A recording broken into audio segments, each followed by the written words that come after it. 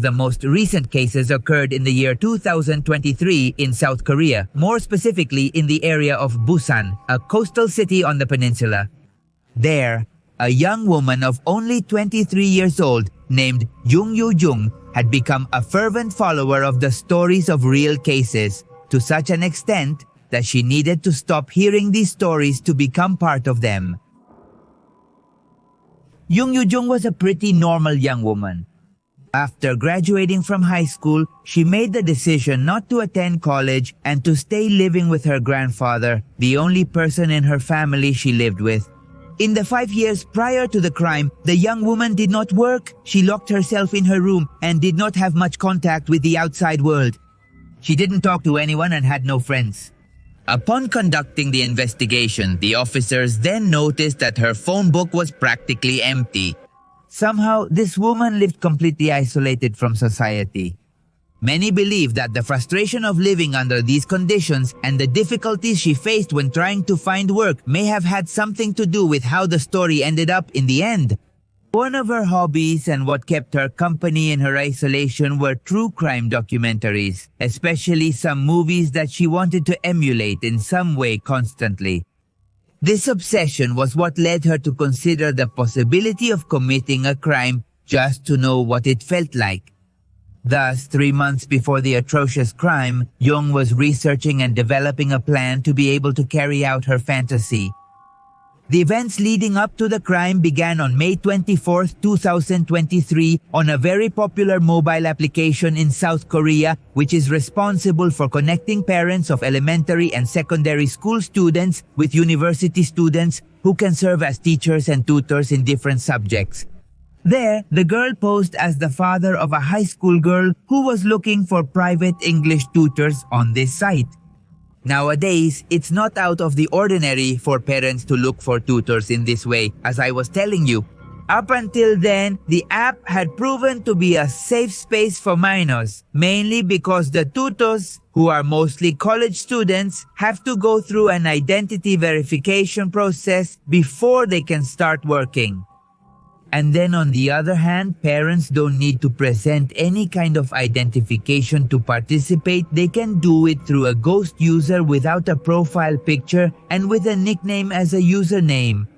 So Jung dared to try out more than 50 candidates to be his daughter's tutor, among which he mainly highlighted those who could receive the girl at their home.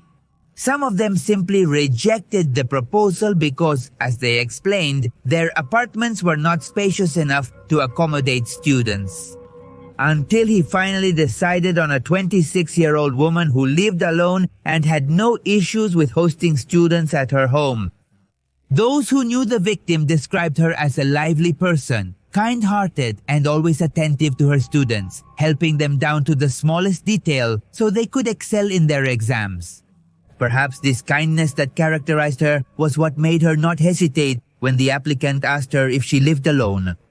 She simply responded confirming this detail, and they coordinated to meet in 2 days for their first study session. On May 26, Jung showed up at the tutor's house past 5:30 in the afternoon, wearing a school uniform that he had bought used for that specific moment. After chatting for a few moments, he asked where the bathroom was, took this opportunity to look around the house, and confirmed that the teacher lived alone, and upon returning, he only had to proceed to take a bladed weapon that he carried with him and commit the crime. The young man inflicted more than 100 attacks with a sharp weapon in a frenzied attack that continued even after the victim no longer had vital signs. But the fun for this young man was not over yet. Inside the same house of his victim, he decided to change clothes and put on some of the deceased's garments to go out and do some shopping, especially cleaning products. He was seen on security cameras walking calmly, and at the nearest market to the house, he behaved as if nothing had happened. Among his purchases were plastic bags, cleaning bleach, and other items.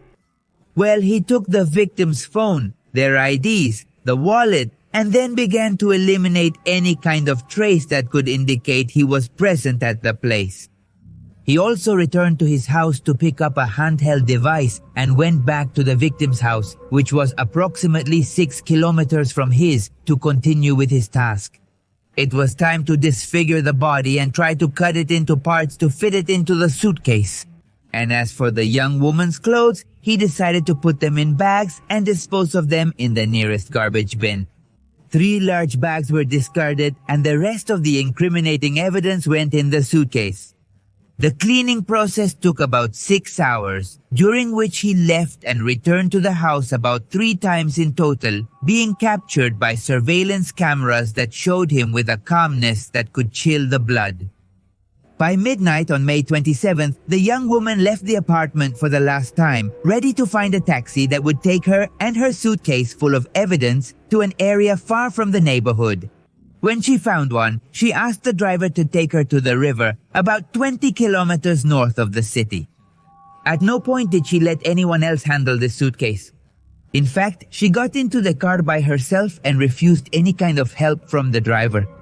During the trip, she avoided talking and making eye contact with the man, and when they reached a secluded area by the river, John asked to stop the car, made the payment, and hurried to get the suitcase out on his own. The man thought the young woman was about to take a trip alone, but when they arrived at the destination, he noticed the weight of the suitcase, the fact that she wouldn't let him handle such a heavy luggage, and also the liquid coming out of it made it quite suspicious. Then the young woman quickly moved away to go into the forest. Her behavior was, as I say, suspicious, and the taxi driver noticed it immediately. Besides, who in their right mind would go into the forest past midnight with a heavy suitcase stained with suspicious liquids? Well, a criminal. The young woman, for her part, began to walk without asking the taxi driver to wait for her, but he, on his own accord, stayed in the area making a couple of rounds, especially waiting to see what happened next. Approximately 15 minutes later, the young woman came out from the same place where she had entered with the suitcase visibly lighter. John stopped the taxi again and asked to be taken to his home. Authorities believe the young woman didn't realize she was traveling in the same taxi that had taken her to that place. The driver, however, followed the directions and tried to act as if nothing had happened, despite the fact that inside him the questions kept piling up non-stop.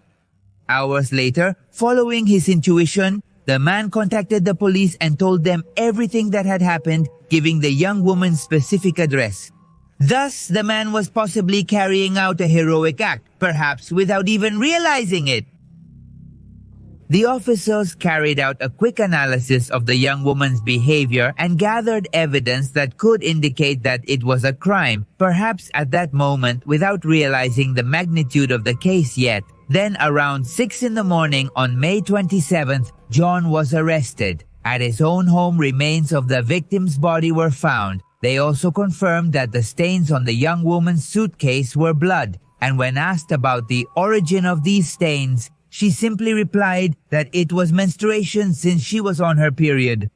Apparently, the woman was not good at lying because from the beginning, the officers did not believe a single word of her stories, and upon hearing the excuse of her period, they took her to the hospital for tests that confirmed this story was a total lie. From here, everything started to get confusing. Jung didn't want to give statements without the presence of a lawyer, so he didn't communicate at all on the first day. The next day, he tried to confess, even though he hadn't been assigned a defender. His story? Well, here it goes. When she had arrived at the teacher's house, she had encountered a stranger who had already committed the crime, supposedly, and who forced her to dispose of the body.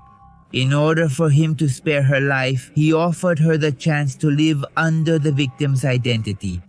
The officers were more inclined to believe this story, as the young woman was less than 1.50 meters in height, and they considered her too slender, too small to carry out the entire crime on her own. But in the end, and as expected, no one believed her.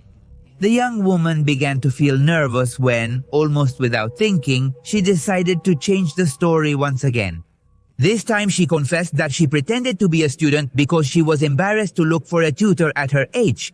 When she arrived at her new teacher's home, a discussion arose about her study plan, and for fear that her safety would be compromised, she acted unconsciously. But the images of her carrying the suitcase and without any emotion at first glance played against her with this story. In addition, it was proven that no one else entered or left the home, so neither of the two previous versions could be corroborated. Everything was a lie. But by that time, the officer's patience was running out, so they decided to contact her grandfather to come to the police station. Perhaps his presence could help the confession come faster, and finally the grandfather showed up and found out everything that had happened. At first, he didn't want to believe that his granddaughter, his only company in life, was the guilty one. But the evidence was too overwhelming, so the elder offered to cooperate with the police to get a confession that didn't take long to come. John confessed what everyone suspected. He was the author of the crime, and confessed that he did it because he wanted to experience what it would be like to end someone's life. He even went so far as to say that he tried to make the crime look like a disappearance, and the place where he hid the body was a place she used to go to regularly. He also said that he had planned the crime for 3 months and had done searches on the networks about different crimes, murders, and other atrocities to understand in more detail what he would do. And as I was telling you, her obsession with true crime was what inspired her to carry out this atrocity. She had had dreams and different fantasies about how to commit a crime, but even though it seemed that she had prepared down to the smallest detail, the subsequent execution was careless. She showed a lot of negligence in the way she disposed of the objects, and the fact that she allowed herself to be seen on the cameras also played against her. On November 24th of the same year, John was finally sentenced to life imprisonment. Not many knew the reason why she was finally caught, but it was thanks to the instinct of that taxi driver who immediately communicated with the police that they were able to catch her and bring her to justice so quickly. The driver, for his part, remained anonymous, trying not to give interviews or show up whenever they wanted to reward or compensate him, as he constantly feared not knowing if the young woman could be released in the not-too-distant future and take some kind of retaliation against him. The only thing he did receive was from the police, who gave him a certificate of appreciation, a small gift, and a cash prize of 1 million Korean won, which translates to just over $800. In fact, it is believed that the young woman felt inferior to others due to her inability to find employment for so many years after graduating from high school. This was possibly due to her having difficulties with English, so when she began looking for her victim, she focused on potential language tutors, and it's possible she wanted to assume the social and educational identity of this tutor. Also, on the other hand, in South Korea, many criminals tend to have their identity hidden so that in the future they can reintegrate into society after serving their sentence. But in the case of this woman, her identity was made public from the beginning. They were 12 years old when they stabbed their close schoolmate to please a fictitious figure from a horror story you might know.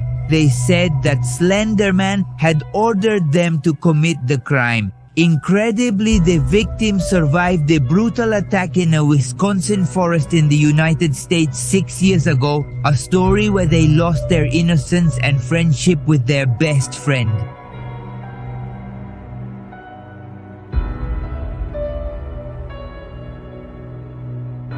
In today's video, I'm going to tell you about the crime of some girls obsessed with Slenderman, this character from a creepypasta.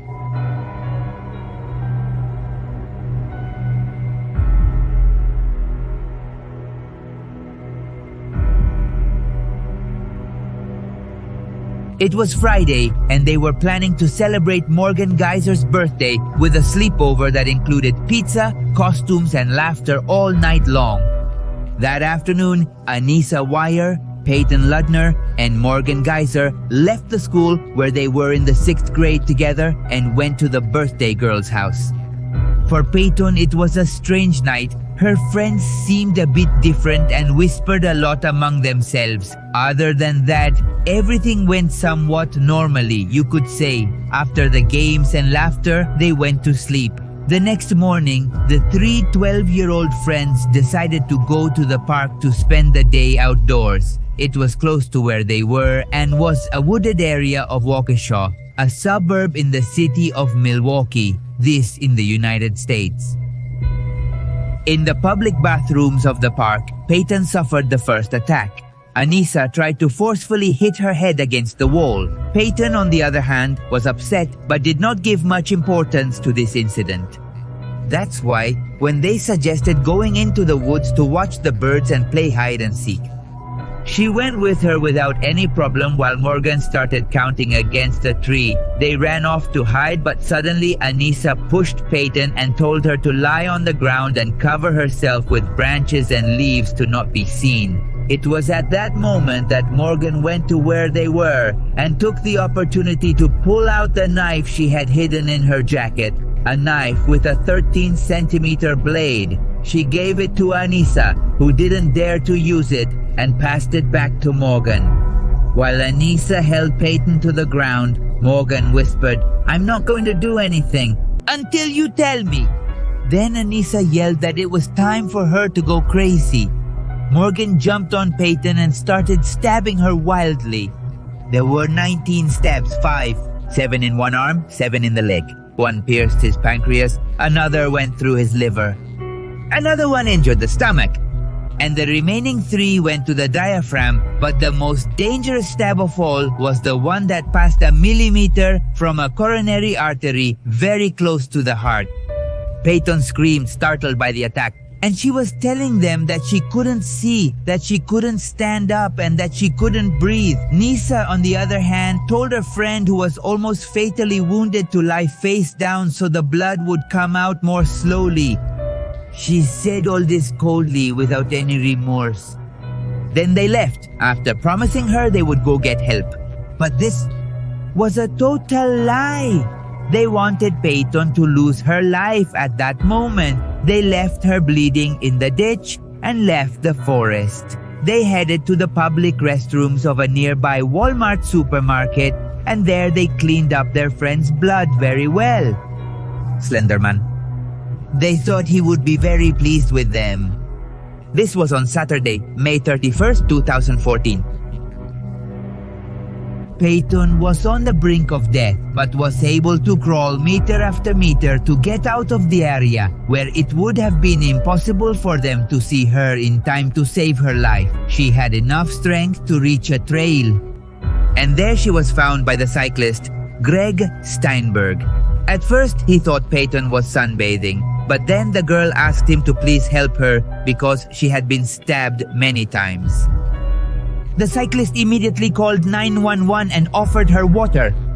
In the call, you could hear him comforting her, telling her to hang on, that help was on the way.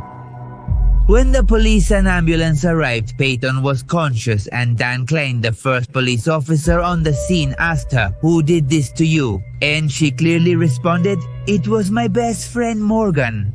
Peyton was taken to Waukesha Hospital, where she was admitted as an emergency. And she was quickly taken to the operating room. The complex surgery to repair the internal and external damage lasted approximately 6 hours. Peyton was in intensive care for weeks. The police told the media that many of the wounds reached vital organs, but incredibly and luckily, the victim survived this cruel attack. Morgan and Anissa were found that same day, just minutes before 3 in the afternoon, sitting on the side of Interstate 94. In a bag they were carrying, the police found the knife they had used to execute their planned crime. Morgan Geyser showed no empathy for her victim, while on the other hand, Anissa seemed to have some feelings of guilt for having stabbed her, although she maintained that it had been necessary to appease Slenderman. In the police-filmed interrogation, Morgan said that we had to end Bella's life. Bella was what Morgan called Peyton. On the other hand, Morgan was seen desperate in front of the interrogation side cameras, moving from one place to another while in her sweatshirt or hoodie. which she was wearing still had her friend's blood on it. When the police officer who would interview her came in, he calmly asked Morgan if her friend had lost her life. The detective wanted to know if she regretted stabbing one of her best friends. But Morgan responded with such a sweet and soft voice that just listening to the recording makes you shiver from the cynicism with which a girl of that age could speak. I've thought about it, but I decided that regret doesn't get me anywhere. It's easier to live without guilt. That's what Morgan said when the investigator asked her if she had thought about what was going to happen after stabbing Peyton. Unflappable and with an innocent voice, she replied, "I really didn't know. I thought I was going to be in trouble. Mom always says that everything you do eventually catches up to you, and it did." The sweet and innocent voice she spoke with contrasted with the image of the 19 stab wounds she had inflicted on her best friend just a few hours earlier. The detectives were surprised and shocked by the brutality of this crime. But before we continue, let me tell you about who Slenderman is. He is a fictional character created by Eric Knudsen in 2009 as a creepypasta, which are short horror stories that are often shared on the internet. Supposedly, this little guy or this character would be living in the woods where he harasses children. Morgan and Anissa had discovered Slenderman on a creepypasta website, and they claimed to be convinced that this character was real. They had planned to take Peyton's life to protect their relatives.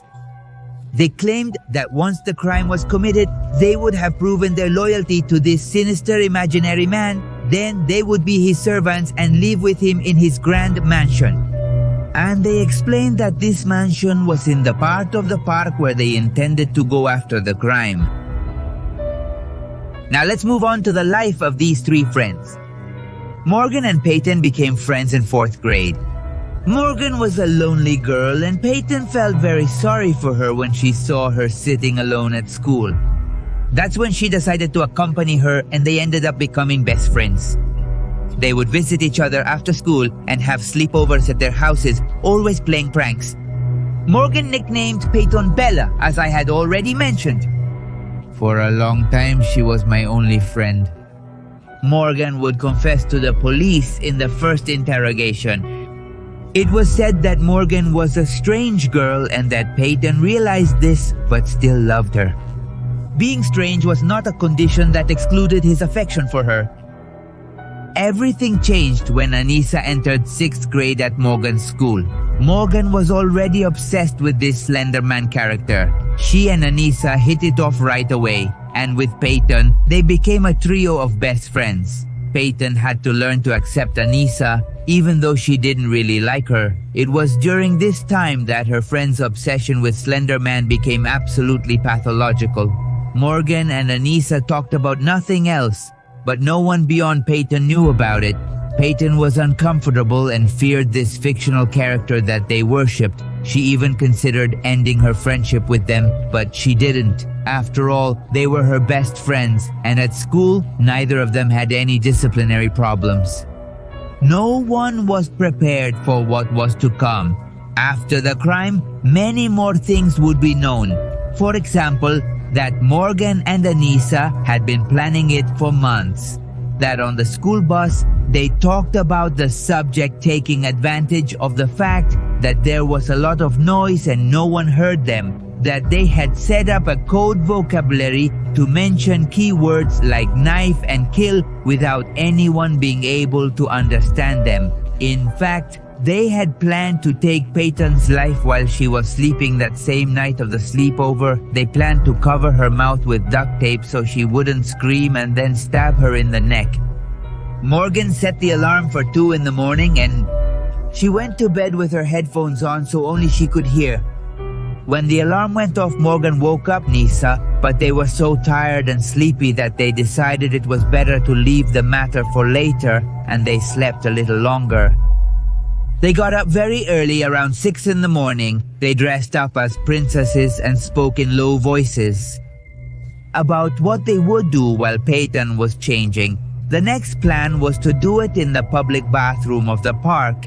They asked Morgan's mother for permission to go to David's park, and before leaving, Morgan took a large knife from the kitchen and hid it under her clothes. The idea was to sit Peyton on the toilet and finish her right there. It was very convenient, they thought, because in that place there was a grate where the blood could easily drain, which would be a lot. Anissa would later tell the police that she knew very well that to take someone's life, you don't have to look the victim in the eyes, and it's better to do it when they are unconscious or asleep. Can you imagine a 12-year-old girl thinking that way? I don't know, it's too disturbing. But anyway, we continue. That's why in the public bathrooms, Anissa first wanted to knock Peyton out by hitting her head against the concrete wall, but it didn't work. Morgan then suggested going to the forest to watch the birds and play. Peyton was upset about the hit, but unaware of the macabre purpose of this game, she followed them to the park. When they were among the trees and vegetation, Morgan and Anissa suggested playing hide and seek. The game would start with Morgan counting and Anissa and Peyton hiding. Then Anissa demanded Peyton to lie down and hide, and you know what happened next. The police officer who interrogated her asked Morgan what she did at that exact moment when she attacked. She, annoyed at having to explain again what she had already told, moved her fists up and down like a knife and repeated the stabbing 8 times. While the story has details that vary depending on whether Morgan's or Anissa's account was taken, it was proven that Morgan was the one who carried out the attack, while Anissa was a very collaborative spectator. Here applies the saying that goes, both sins, the one who kills the cow and the one who holds its leg. In other words, both were guilty. Finally, in September of 2014, Peyton was able to return to class, and Morgan was no longer sitting next to her, nor was Anissa bothering her. Her former friends were under a legal and medical process that tried to discern what had gone through their minds to commit such a horror. The return to life for Peyton was traumatic because fear still cornered her, especially at night.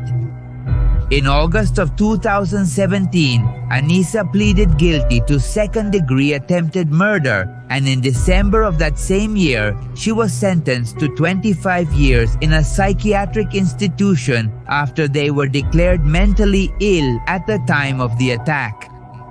She will be there until she turns 37 years old, while on the other hand, Morgan pleaded guilty to first-degree attempted murder and was sentenced to 40 years of confinement in a mental unit with psychiatric treatment.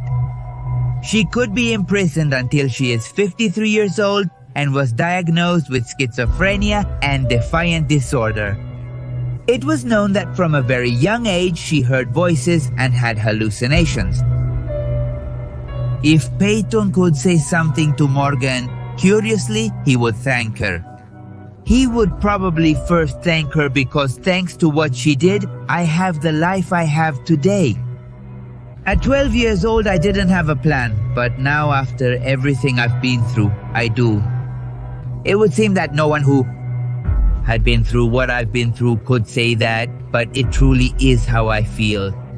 Without all that situation, I wouldn't be who I am today. This is what Peyton said. By this, he is referring to his plans to study medicine. What happened to his body planted the vocational seed. I want her and her family to know. I'm sorry.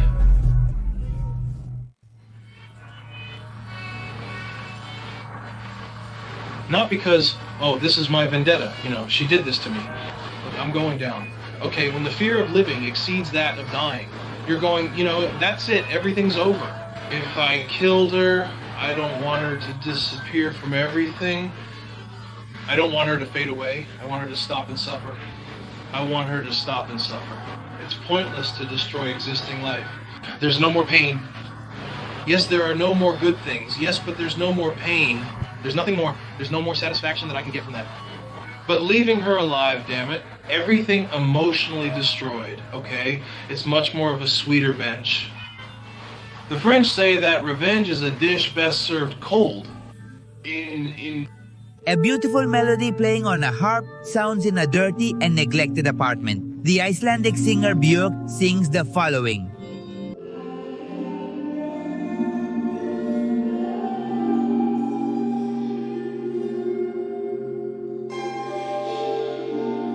On an analog television, the delicate face of the performer of this song is frozen in a frame. Despite the calming atmosphere that this music evokes, Ricardo Lopez is agitated and sweaty. Sitting in a chair, he inhales and exhales exaggeratedly. Behind him, there is a sign that says, "The best of me, September 12."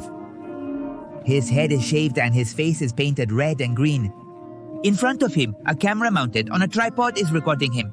Ricardo has a revolver in his hands, but the song continues.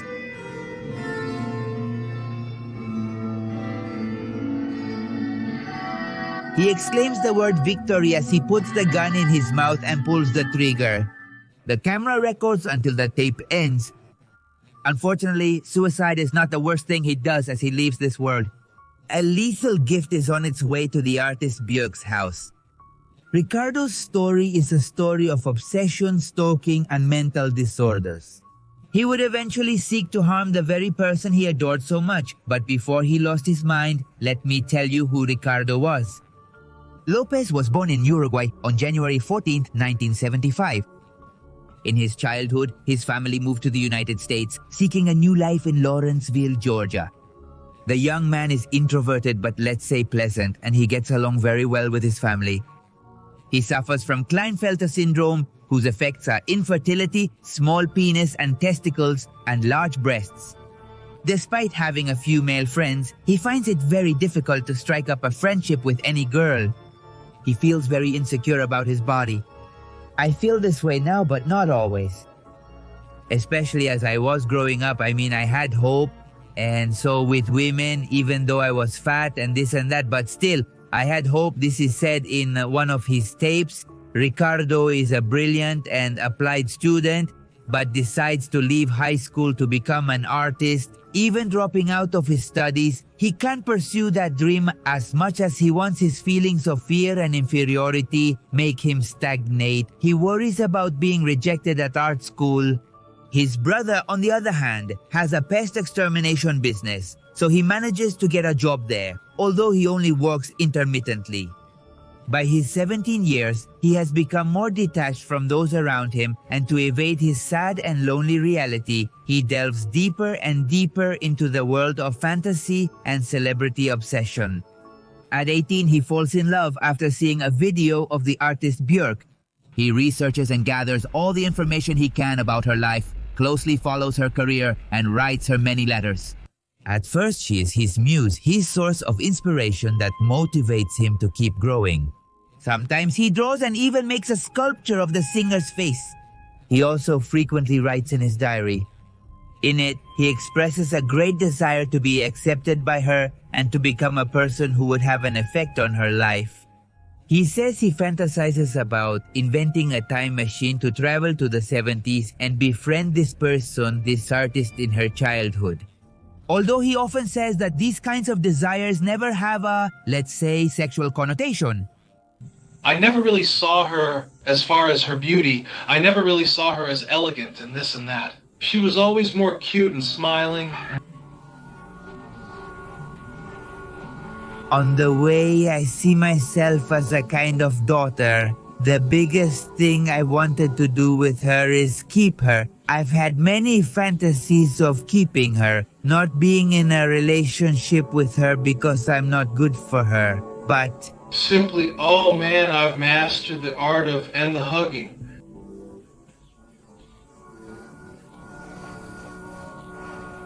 Just.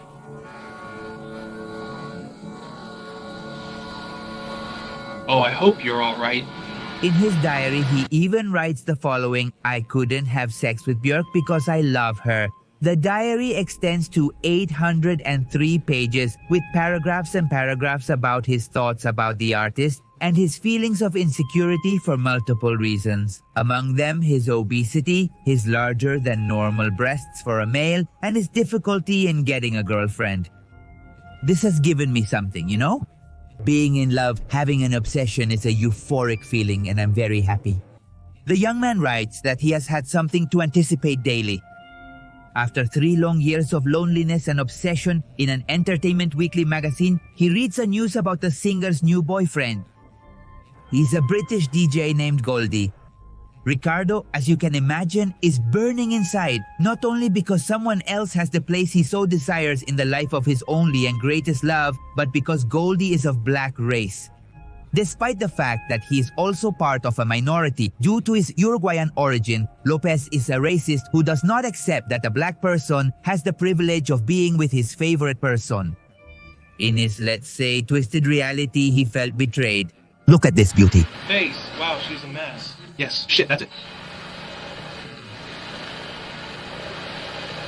That's all. Okay, I don't give a shit about her.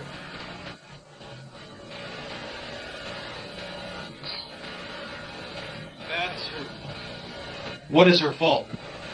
She's right. That's her fault. That's her fault. Ricardo stops writing in his diary and gets a video camera. On his 21st birthday, his main purpose is to document his life, his art, and his plan for revenge.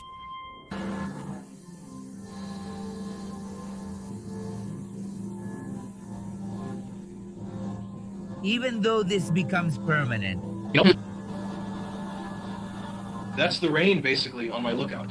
I feel better. I feel better. Comfort is what I seek when I talk to you. Something with, No. Something that makes me feel better. I've been talking to myself in the mirror and being my own psychologist for a long time. Psychologist. he frequently records himself speaking alone in his Florida apartment. Through these tapes, of which I will be leaving you several examples here, you can see how he descends step by step into madness. It amounts to a total of almost 20 hours of recorded material over a few months. In some videos, he is shown without clothes, complaining about his own body. He also constantly complains about the relationship he so envies and shows his apartment, which he refers to as a pigsty. His obsession consumes him more and more, completely distancing himself from reality. Ricardo's anger about Björk's relationship with Gotti intensifies to such a degree that he decides to kill the artist.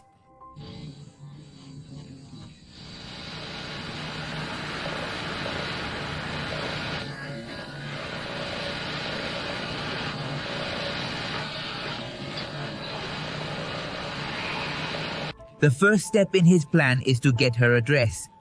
He manages to get it from a website by paying only $5.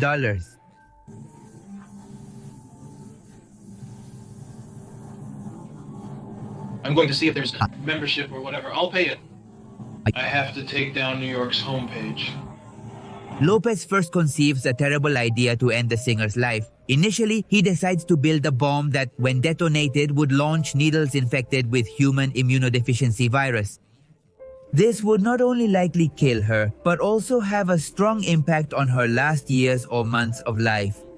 As the disturbing idea lands, he realizes the many difficulties. One of his main obstacles would be getting blood infected with the virus. So he decides to change his plan. He will send a package, a bomb book that when detonated will spray sulfuric acid on the face of whoever opens it. I just made a deliciously sadistic plan. Ricardo says this in his diary. His recordings show in detail the making of the lethal homemade device. He takes a book and removes the center of each of its pages, creating a cavity within it. There he places the bomb that would spray acid on the artist's face, killing or at least disfiguring her. Ricardo works for hours and hours in his messy apartment completely naked, listening to music from his potential victim.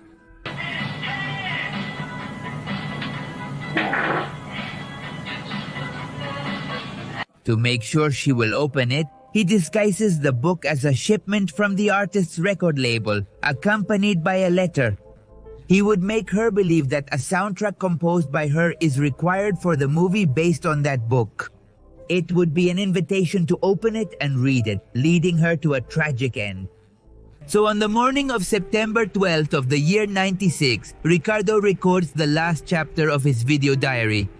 The last tape, titled Last Day Ricardo Lopez, begins with him preparing to go to the post office and send this book bomb. He tells the camera that he is very nervous, so he carries a firearm with him. Lopez would take his own life in case of being discovered or arousing any suspicion in the act. He preferred death over being arrested. The package is received without problems at the post office, so he returns home without further ado. Once in his apartment, he continues with his recording. He puts on music, obviously music by Björk, and takes off his clothes. The music continues and he shaves his head, also dyes his face red and green with paint. According to crime analysts, his strange appearance would make him dissociate from himself, as if saying, "That's not me, it's easier this way." All this when looking at himself in the mirror. Ricardo takes a seat in front of the camera and records a last message for the world.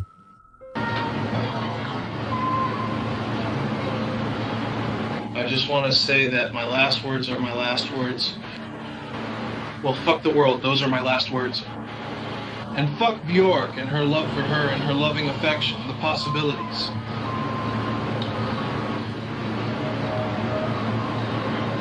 Of it being completely successful, as I said before, I'm not going to count on that, but nevertheless, being out there, I consider it a great adventure.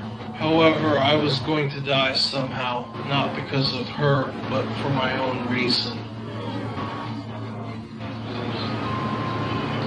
With the weapon already loaded, this character now comments the following. I feel a bit nervous.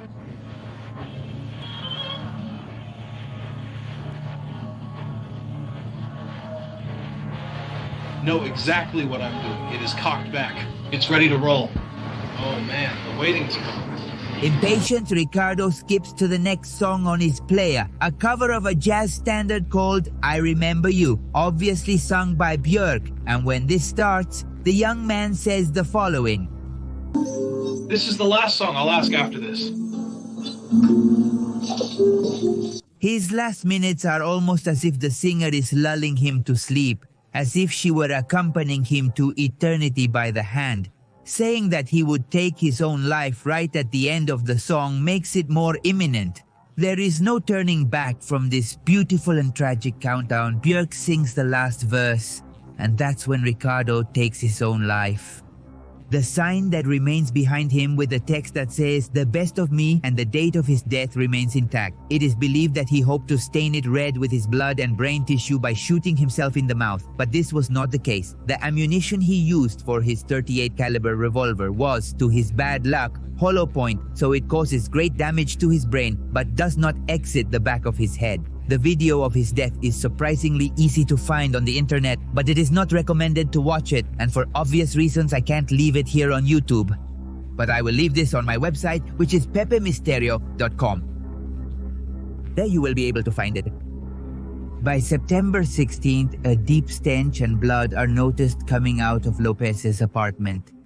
The authorities are alerted, and upon arrival, they discover the body in an advanced state of decomposition.